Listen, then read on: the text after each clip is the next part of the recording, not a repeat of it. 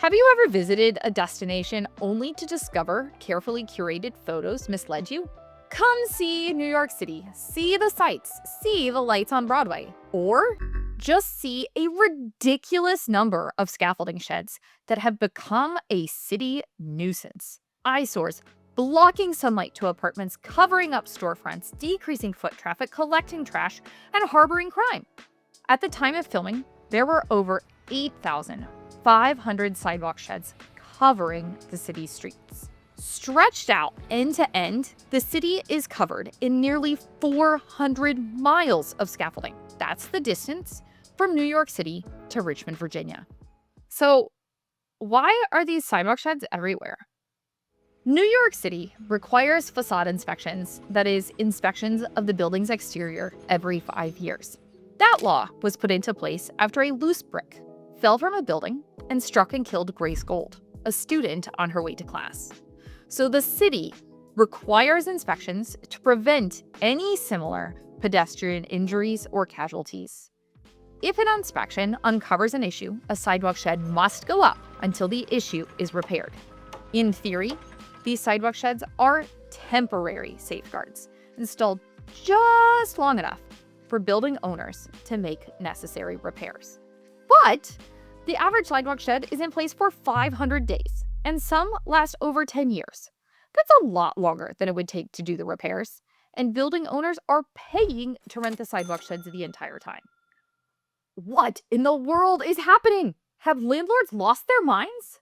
Well, let's imagine you're a landlord with a decent property, but not a lot of liquidity, i.e. cash in the bank. Estimates for facade repair can land around $1 million. Now, you don't have that money on hand or want to borrow such a large sum. So, what's your alternative? Rent the scaffolding. Why rent the scaffolding? Well, rental estimates on a 200-foot sidewalk shed after initial installation are around $1,800 per month. You could spend $1,800 per month for 47 years before you'd spend $1 million. Now, the city wants to discourage landlords from choosing long-term sidewalk shed rentals over repairs because they're so ugly. So, they've enacted $1,000 per month fines for delaying repairs.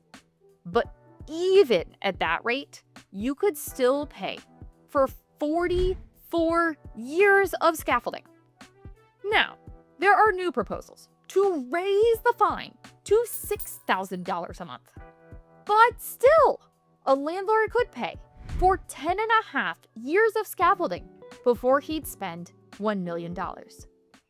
So, it's rational to spend $1 million spread out over 47 years, or 44 years, or even 10.5 years, instead of spending it all on repairs this year and hoping that there are no more facade issues at the next inspection. Less than 5 years away.